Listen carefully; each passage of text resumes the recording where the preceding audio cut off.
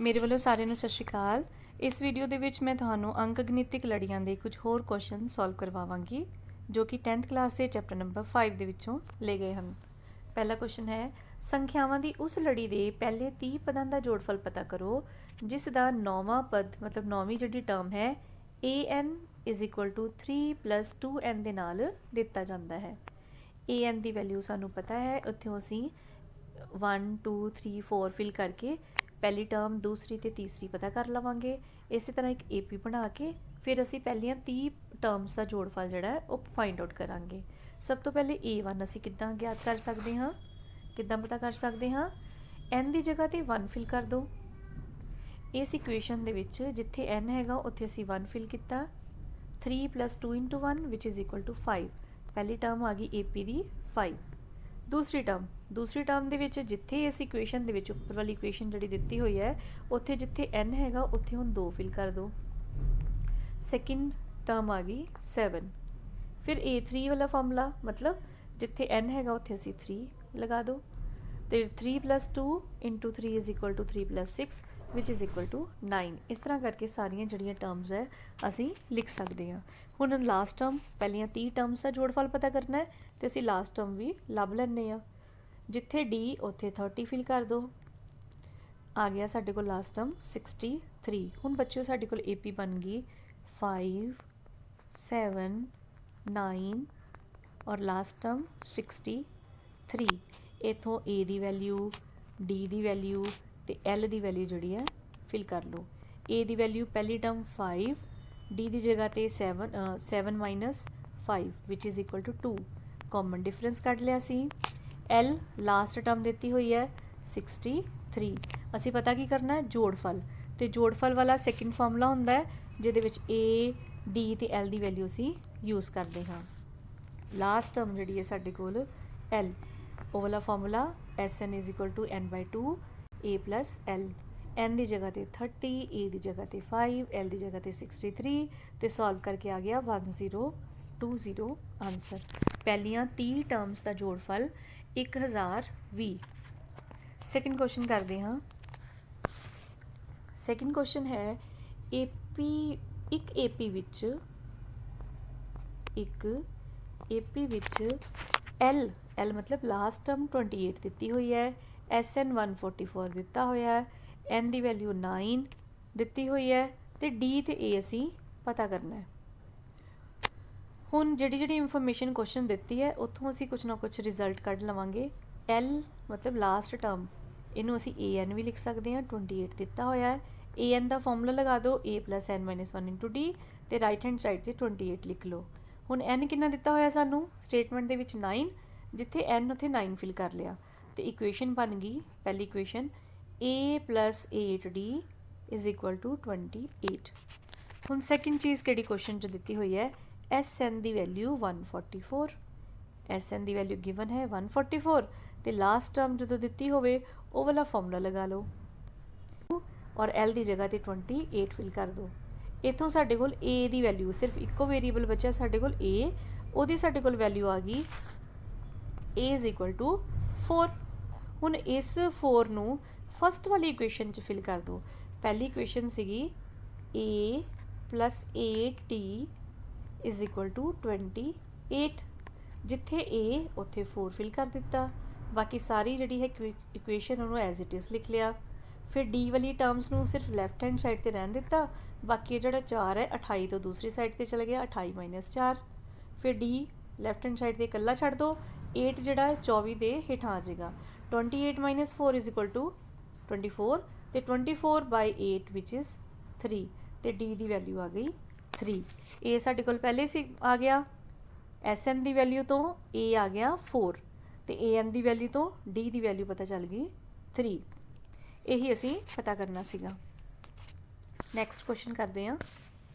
ਅਗਲਾ ਕੁਐਸਚਨ ਹੈ, ਕਿਸੇ AP ਦੇ ਤੀਸਰੇ ਅਤੇ 7ਵੇਂ ਪਦ ਦਾ ਜੋੜ 6 ਹੈ। ਪਹਿਲੀ ਲਾਈਨ ਦਾ ਕੀ ਮੀਨਿੰਗ ਹੈ? ਤੀਸਰੀ ਟਰਮ ਤੇ 7ਵੀਂ ਜਿਹੜੀ ਟਰਮ ਹੈ ਉਹਦਾ ਜੋੜ 6 ਹੈ ਤੇ ਇਹਨੂੰ ਅਸੀਂ ਮੈਥਮੈਟੀਕਲ ਫਾਰਮ ਦੇ ਵਿੱਚ ਲਿਖ ਲੈਂਦੇ ਹਾਂ A3 + A7 = 6। ਦੂਸਰੀ ਲਾਈਨ, ਉਹਨਾਂ ਦਾ ਗੁਣਨਫਲ 8 ਹੈ मतलब तीसरी ਤੇ ਸੱਤਵੀਂ ਜਿਹੜੀ ਟਰਮ ਹੈਗੀ ਹੈ ਉਹਨਾਂ ਨੂੰ ਅਗਰ ਅਸੀਂ ਗੁਣਾ ਕਰੀਏ ਤਾਂ ਉਹਦੀ ਵੈਲਿਊ 8 ਦੇ ਬਰਾਬਰ ਹੈ। ਦੋਨਾਂ ਤੋਂ ਦੇਖ ਲਓ ਸਾਨੂੰ ਕਿਹੜੀ ਕਿਹੜੀ ਇਨਫੋਰਮੇਸ਼ਨ ਮਿਲ ਸਕਦੀ ਹੈ। ਇੱਥੋਂ ਅਸੀਂ a ਤੇ d ਦੀ ਵੈਲਿਊ ਪਤਾ ਕਰ ਸਕਦੇ ਹਾਂ ਔਰ ਕੱਢਣਾ ਕੀ ਅਸੀਂ ਪਹਿਲੇ 16 ਟਰਮਸ ਦਾ ਜੋੜਫਲ ਪਤਾ ਕਰਨਾ ਹੈ। ਪਹਿਲੀਆਂ 16 ਟਰਮਸ ਦਾ ਜੋੜਫਲ मतलब ਅਸੀਂ AP ਦੇ ਪਹਿਲੇ ਟਰਮਸ ਪਤਾ ਕਰਾਂਗੇ। ਉਸ ਤੋਂ ਬਾਅਦ a ਦੀ ਵੈਲਿਊ ਪਤਾ ਹੋਏਗੀ ਸਾਨੂੰ, d ਦੀ ਵੈਲਿਊ ਪਤਾ ਹੋਏਗੀ, ਫਿਰ ਅਸੀਂ AP ਬਣਾਵਾਂਗੇ। ਉੱਥੋਂ ਅਸੀਂ 16 ਟਰਮਸ ਦਾ ਜੋੜਫਲ ਪਤਾ ਕਰਾਂਗੇ SN ਵਾਲੇ ਫਾਰਮੂਲੇ ਤੋਂ। ਹੁਣ ਪਹਿਲੀ ਲਾਈਨ ਦੇ ਵਿੱਚ ਜਿਹੜਾ ਮੀਨਿੰਗ ਸੀਗਾ A3 + A7 = 6, ਇਹਨੂੰ ਅਸੀਂ ਅੱਗੇ ਸੋਲਵ ਕਰਦੇ ਹਾਂ। A3 ਦੀ ਜਗ੍ਹਾ ਤੇ A + 2D ਲਿਖ ਲਿਆ, A7 ਦੀ ਜਗ੍ਹਾ ਤੇ A + 6D ਲਿਖ ਲਿਆ = 6। ਹੁਣ ਲੈਫਟ ਹੈਂਡ ਸਾਈਡ ਤੇ ਜਿਹੜੇ ਹੈਗੇ ਸੇਮ ਵੇਰੀਏਬਲ ਪਲੱਸ ਹੋ ਸਕਦੇ ਨੇ। A ਤੇ A ਬਣ ਗਿਆ 2A, 2D ਤੇ 6D 8D ਔਰ ਰਾਈਟ ਹੈਂਡ ਸਾਈਡ ਤੇ 6 ਬਚਿਆ। ਇੱਥੋਂ ਬੱਚਿਓ ਅਸੀਂ 2 ਕਾਮਨ ਕੱਢ ਲਿਆ। ਇਹ 2 ਜਿਹੜਾ ਹੈ ਉਧਰ ਜਾ ਕੇ ਫਿਰ 6 ਦੇ ਨਾਲ ਡਿਵਾਈਡ ਹੋ ਕੇ 3 ਬਣਾ ਦੇਗਾ ਔਰ ਇਕੁਏਸ਼ਨ ਅਸੀਂ ਬਣਾ ਲਈ A = 3 - 4D ਫਸਟ ਇਕੁਏਸ਼ਨ।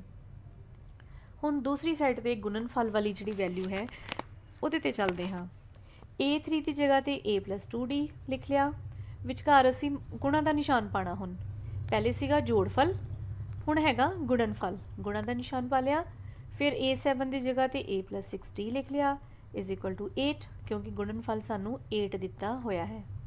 ਹੁਣ ਦੇਖੋ ਸਮੀਕਰਨ ਜਿੱਥੇ 1 ਹੈ, ਇੱਕ ਸਮੀਕਰਨ ਦੇ ਵਿੱਚ ਜਿਹੜੀ A ਦੀ ਵੈਲਿਊ ਹੈ 3 - 4D ਉਹ ਇੱਥੇ ਅਸੀਂ ਫਿਲ ਕਰ ਦਿੰਨੇ ਆ ਤਾਂ ਕਿ ਸਾਡੇ ਕੋਲ D ਵਾਲੀ ਇੱਕ ਵੇਰੀਏਬਲ ਵਾਲੀ ਇੱਕ ਸਮੀਕਰਨ ਬਣ ਜਾਵੇ। ਜਿੱਥੇ A ਉੱਥੇ ਅਸੀਂ 3 - 4D ਫਿਲ ਕਰਤਾ, ਫਿਰ ਜਿੱਥੇ A ਉੱਥੇ ਅਸੀਂ 3 - 4D ਫਿਲ ਕਰ ਦਿੱਤਾ ਔਰ ਇੱਥੇ D ਵੇਰੀਏਬਲ ਵਾਲੀ ਇੱਕ ਇਕੁਏਸ਼ਨ ਬਣ ਗਈ D² = 1/4। D ਦੀ ਵੈਲਿਊ ਜਿਹੜੀਆਂ 2 ਵੈਲਿਊਜ਼ ਆਣਗੀਆਂ, ਇੱਕ +1/2 ਇੱਕ -1/2 ਕਿਉਂਕਿ D² ਆ ਰਿਹਾ ਹੈ 1/4। ਇਹਨੂੰ ਸੋਲਵ ਕਰਕੇ ਇੱਕ ਵੈਲਿਊ ਜਿਹੜੀ ਹੈ ਮਾਈਨਸ ਆਏਗੀ, ਇੱਕ ਪਲੱਸ ਦੀ ਆਏਗੀ। ਹੁਣ ਦੋਨੋਂ ਅਸੀਂ ਫਿਲ ਕਰਕੇ ਦੇਖ ਲੈਂਦੇ ਹਾਂ। ਜਦੋਂ ਅਸੀਂ D ਦੀ ਵੈਲਿਊ 1/2 ਫਿਲ ਕਰਦੇ ਹਾਂ ਉਸ ਟਾਈਮ ਤੇ ਪਹਿਲੀ ਟਰਮ ਕਿਹੜੀ ਬਣ ਗਈ? ਪਹਿਲੀ ਟਰਮ ਬਣੀ 3 - 4 × D। D ਦੀ ਜਗ੍ਹਾ ਤੇ 1/2 ਲਿਖਿਆ ਸੀ ਔਰ ਇਹ ਆ ਗਈ ਸਾਡੇ ਕੋਲ ਪਹਿਲੀ ਟਰਮ 1। ਦੂਸਰਾ ਦੇਖੋ, ਜਦੋਂ D ਦੀ ਵੈਲਿਊ -1/2 ਲੈ ਰਹੇ ਹਾਂ ਉਸ ਟਾਈਮ ਤੇ ਜਿਹੜੀ A ਦੀ ਵੈਲਿਊ ਹੈ ਜਿੱਥੇ D ਹੋਏਗਾ ਨਾ ਉੱਥੇ -1/2 ਫਿਲ ਕਰਕੇ ਆ ਜਾਏਗਾ A ਦੀ ਵੈਲਿਊ 5। A ਤੇ 1 ਹੀ ਹੈ, D 1/2 ਲੈ ਲਿਆ। ਫਿਰ ਅਸੀਂ A ਦੀ ਜਗ੍ਹਾ ਤੇ मतलब पहली टर्म 1, A2 कितना आएगा A + D मतलब 1 + 1/2 विच इज़ इक्वल टू 3/2। दूसरी टर्म ये वाली होगी। इसी तरह असी तीसरी टर्म फाइंड आउट कर ली, वो आ गई 2। लास्ट टर्म A16 असी पता करनी है, वो पता कर ली A + 15D बना के और आ गई 17/2। इतों SN की वैल्यू कढ़ लो। SN की वैल्यू जो लास्ट टर्म दिती होवे उस टाइम ये वाला फॉर्मूला अप्लाई करांगे ਤੇ ਸਾਰੀਆਂ ਵੈਲਿਊਜ਼ ਨੂੰ ਫਿਲ ਕਰਕੇ S16 ਦੀ ਜਗ੍ਹਾ ਤੇ ਆ ਗਿਆ 76। ਦੂਸਰੀ ਸਾਈਡ ਚੱਲਦੇ ਹਾਂ। ਜਦੋਂ A ਦੀ ਵੈਲਿਊ 5 ਹੋਵੇ ਤੇ D ਦੀ ਵੈਲਿਊ ਜਿਹੜੀ 1 - 1/2 ਹੋਵੇ ਫਿਰ ਉਸ ਟਾਈਮ ਤੇ ਅਸੀਂ ਕੀ ਲਵਾਂਗੇ? A ਦੀ ਵੈਲਿਊ ਤੇ 5 ਹੀ ਆ ਜਾਏਗੀ, A2 ਦੀ ਜਗ੍ਹਾ ਤੇ A + D, D ਦੀ ਜਗ੍ਹਾ ਤੇ -1/2 ਫਿਲ ਕਰਕੇ ਸੈਕਿੰਡ ਟਰਮ ਆ ਗਈ 9/2। ਫਿਰ third term means A + 2D, ਜਿੱਥੇ D ਉੱਥੇ -1/2 ਔਰ ਆਨਸਰ ਆ ਗਿਆ 4। ਇਸੇ ਤਰ੍ਹਾਂ A16 ਅਸੀਂ ਪਤਾ ਕਰ ਲਈ, A + 15D ਬਣਾ ਕੇ -5/2। ਹੁਣ SN ਦਾ ਫਾਰਮੂਲਾ ਲਗਾ ਦਿਓ। SN = n/2 A + L। N ਦੀ ਜਗ੍ਹਾ ਤੇ 16, A ਦੀ ਜਗ੍ਹਾ ਤੇ 5, L मतलब ਲਾਸਟ ਟਰਮ ਦੀ ਜਗ੍ਹਾ ਤੇ -5/2। ਇਹਨੂੰ ਸੋਲਵ ਕਰਕੇ ਆ ਗਿਆ S16 20। देखो दोनों केस ਦੇ ਵਿੱਚ ਅਸੀਂ 16ਵੀਂ ਜਿਹੜੀ ਟਰਮ ਹੈ ਉਹਦਾ ਜੋੜਫਲ ਪਤਾ ਕਰ ਲਿਆ। ਪਹਿਲੀ ਜਿਹੜੀ AP ਬਣੀ ਹੈ ਉਹਦਾ ਜੋੜਫਲ ਆਇਆ 76, ਦੂਸਰੀ ਜਿਹੜੀ ਬਣੀ ਹੈ ਉਹਦਾ ਆਇਆ 20। ਇਹ ਸੀਗੀ ਬੱਚਿਓ ਅੱਜ ਦੀ ਸਾਡੀ ਅਸਾਈਨਮੈਂਟ। ਹੁਣ ਤੁਸੀਂ ਇਹਦੀ ਰਿਵੀਜ਼ਨ ਕਰੋ। Thank you so much.